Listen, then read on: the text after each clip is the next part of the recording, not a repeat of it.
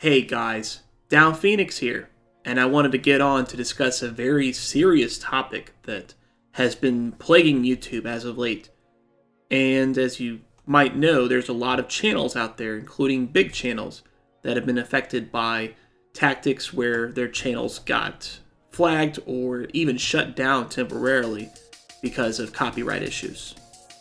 It's been a very serious problem with YouTube lately, and it's something we definitely need to talk about. However, we do have to realize that there is a lot of strife amongst the community. There are some people, of course, that are on board with this, but there are some people that understandably are not.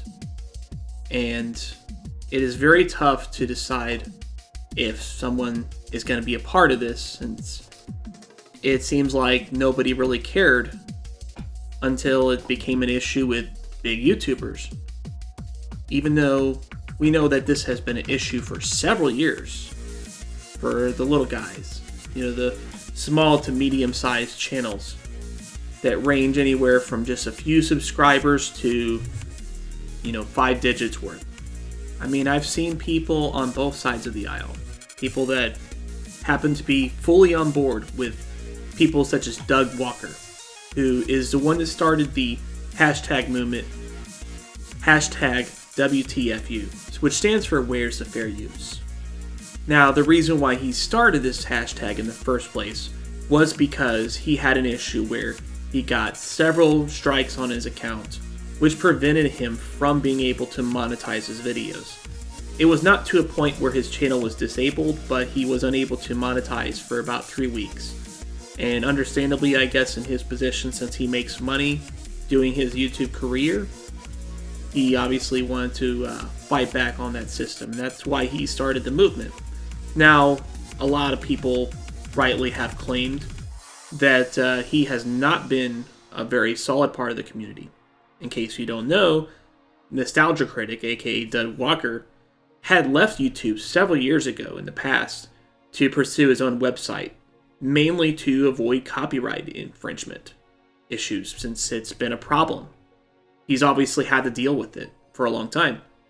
And since he was a smaller guy back then, and since YouTube was kind of a lot more Wild West as far as how the enforcement of that stuff was handled, it seemed like to him the best thing to do was to leave the site and go do something else, which he did. He had started that guy with the glasses.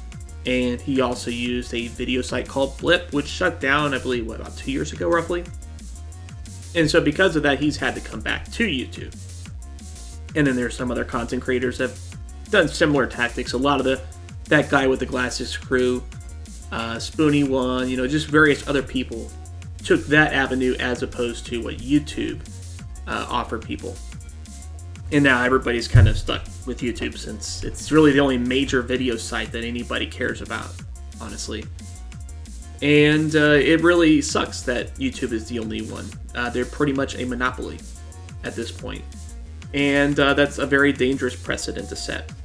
Now, there's not to say there's not other major sites. I mean, there is Twitch, but Twitch seems to be only interested in live content. So curated, recorded videos, like reviews and Let's Plays and so forth, don't really have a place on Twitch.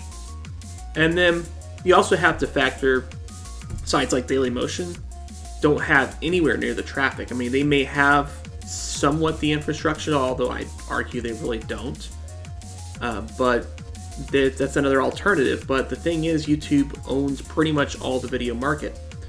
I mean, there is Facebook also, but Facebook is not a platform for content creators that want to monetize. You cannot monetize any form of videos on Facebook. So that's not really something that people that do this for a living are going to find that to be very interesting. Plus, there is the fact of the matter that Facebook doesn't really have the discovery that YouTube does, which is honestly kind of laughable. But at least YouTube has some semblance of it. And it really is a major problem, that nobody has stepped up to face what the real threat is, which is YouTube. Now, there have been several people within the community, like the Gaming Goose and Ace Salieri, for instance, which I thought both done pretty good videos on the subject. But it seems like the responses have been too emotionally tied to Doug Walker and his bad treatment of the community, which I'm not going to dispute. I'm not going to, throw anything against that, But I think really the problem is YouTube, guys. And that's what we should really address. Now, if you don't want to follow the WTFU hashtag, I don't blame you, especially since there is the associated toxicity involved with it. But at the same time, we need to realize what the greater cause is, what the ultimate goal is here. And that ultimate goal is to ensure us a more perfect and fairer YouTube. One that, whenever we do upload content that does utilize some other content for critique, educational, parody purposes, that content can actually be protected. Now, YouTube last year did a fair use program initiative where they covered various other YouTubers, including gaming channels such as Jim Sterling and Pro Jared, who got specifically covered in that protection. But the thing is, there are several thousand, other gaming channels on YouTube that aren't going to receive the same benefits. And many of those channels will never have a chance to have their voices heard. Now, it's great that finally, in the wake of a bigger YouTuber like Doug Walker or Team 4-Star, for instance, having their channel affected with this crap, that there is more awareness to this issue. And awareness is important, but action is more important, and we definitely need to figure something out. I really don't know what else to recommend. There's a lot of different ways we could do this. I don't think the hashtag, unfortunately, is going to really amount to much. Hashtag activism really doesn't go anywhere. As I am evident of, I know about Gamergate, for instance. That was a hashtag that I was part of. And I guess there was some limited success, but the hashtag ultimately crumbled on its own toxicity.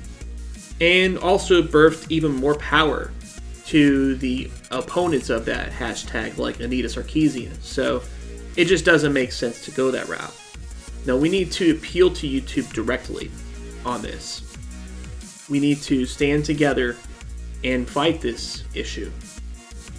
And of course, if the fight is futile, then we need to take a stand on whether we are going to stand with our rights as well as our friends on YouTube and leave YouTube ultimately in trade of another site, or if we're just going to eventually accept the defeat and hope that someone else comes along later on. So it's a very tough question to answer.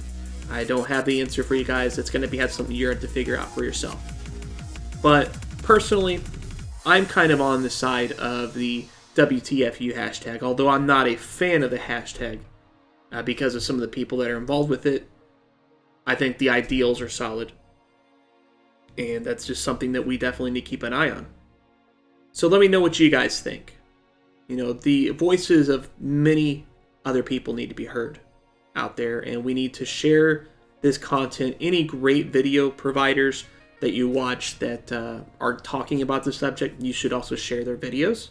You can put them down in the link, in the description below, of course, if you want. And I'd like to always, be interested in the great WTFU debate. So, of course, let me know what you guys think. But till then, Downphoenix out.